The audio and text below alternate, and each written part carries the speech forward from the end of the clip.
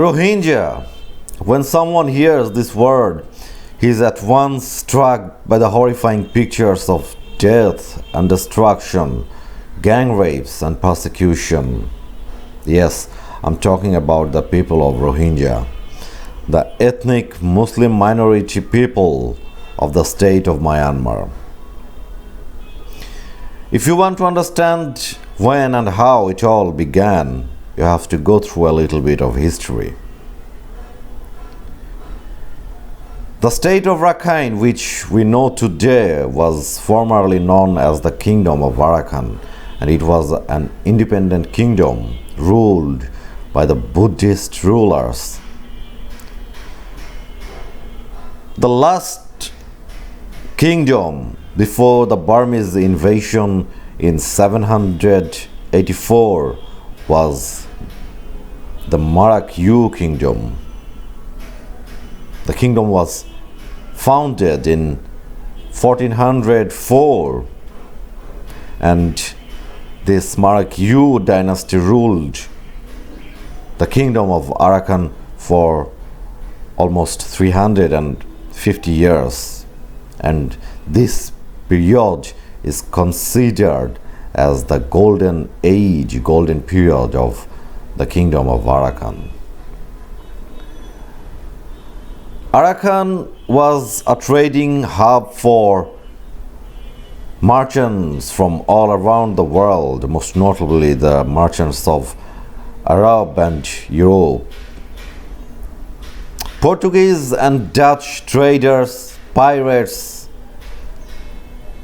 diplomats, princes, everyone used to come to this kingdom of Arakan for various reasons, to try their luck, to change their destiny, for trade, and for many other reasons. Also for the purpose of amusement, as the city of Marakyu was famous throughout the world for its grandeur and its glamour.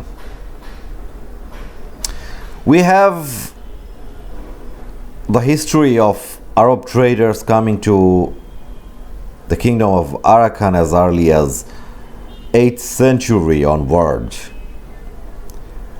And during the Middle Ages, the kingdom of Arakan was a protectorate of Bengal sultans.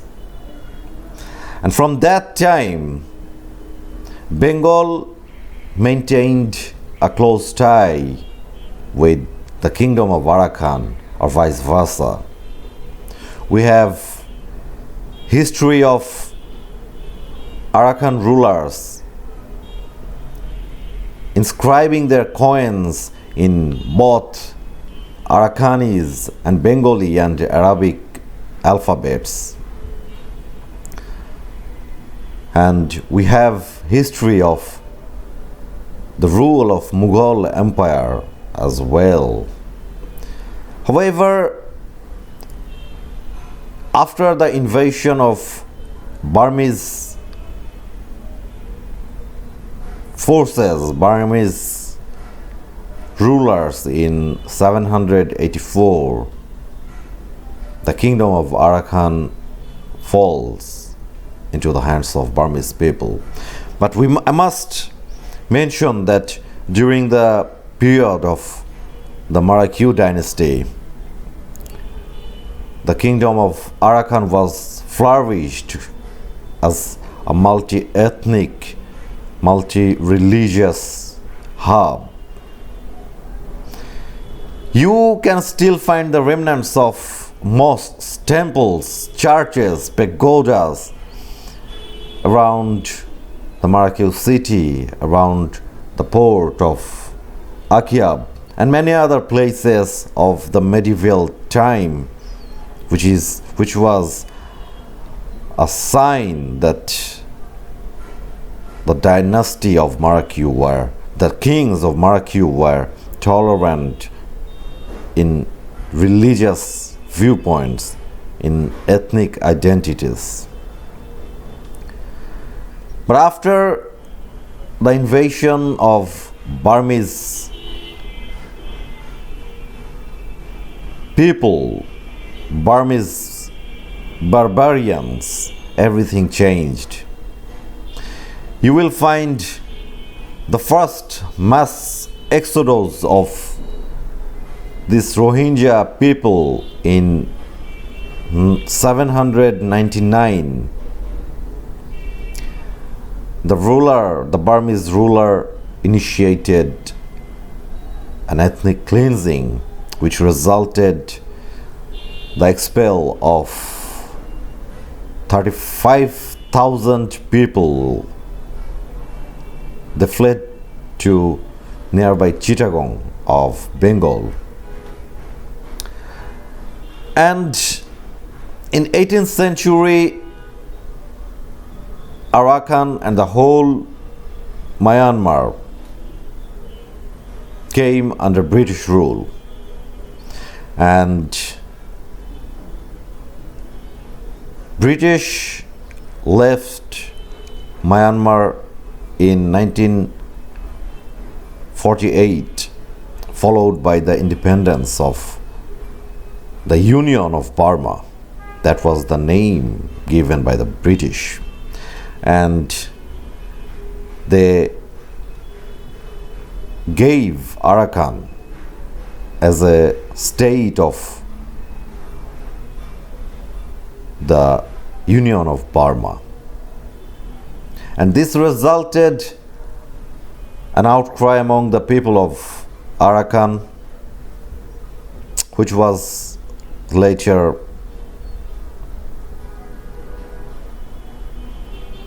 culminated with brutality and fear. After the independence, we can see the movement of a freedom movement among the inhabitants of the kingdom of Arakan, the former kingdom of Arakan or the Rakhine state. And this resulted another persecution among these people. After the military coup in 1960s, the situation got just worse. In 1978,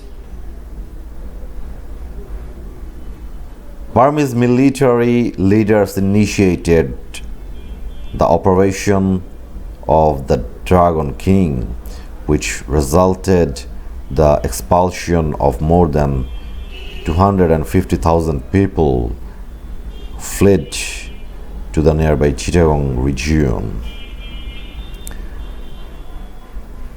And subsequently in 1982, after the Burmese Nationality Act passed, they deliberately excluded the people of Rohingya.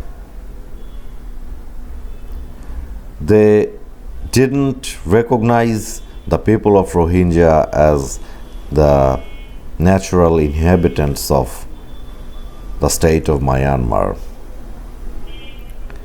And after that, we can see subsequent persecution and ethnic cleansing upon the people of Rohingya in 1990, 1991, 92, in 2005, in 2012, and in 2015, 2016, 17, and 18.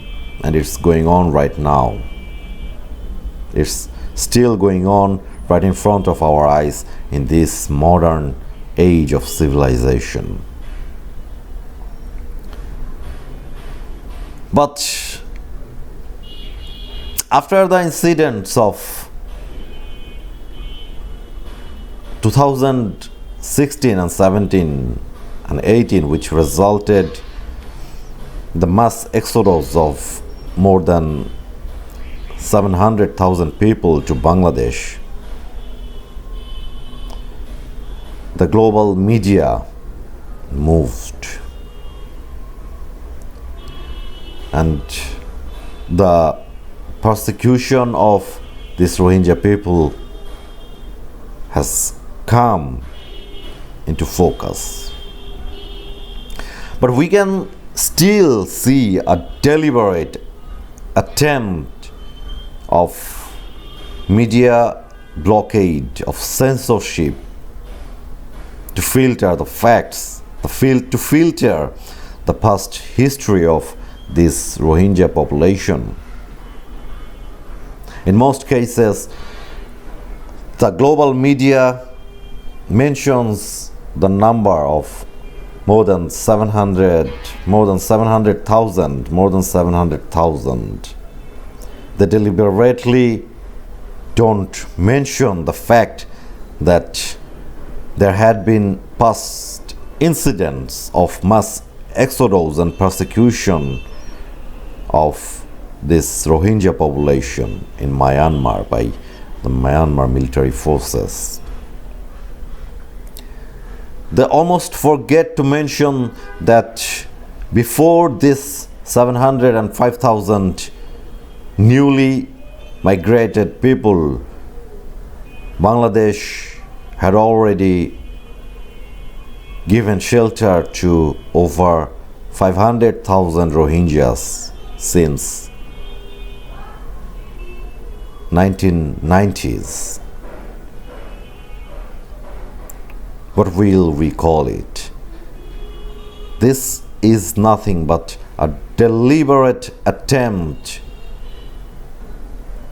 of wiping the facts from the people. I don't know for whose benefit, but the attempt is going on. The attempt is quite visible.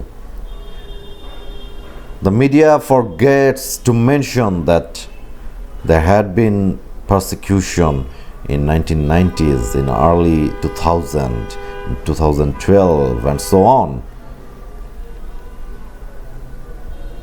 This is YOLO journalism. This is a violation of journalistic ethics and morals. I hope that whoever covers the story of this Rohingya, this unfortunate Rohingya people, should cover a little bit of their history, of their past sacrifices, of their past exodus, of their past massacres. Thanks for your time.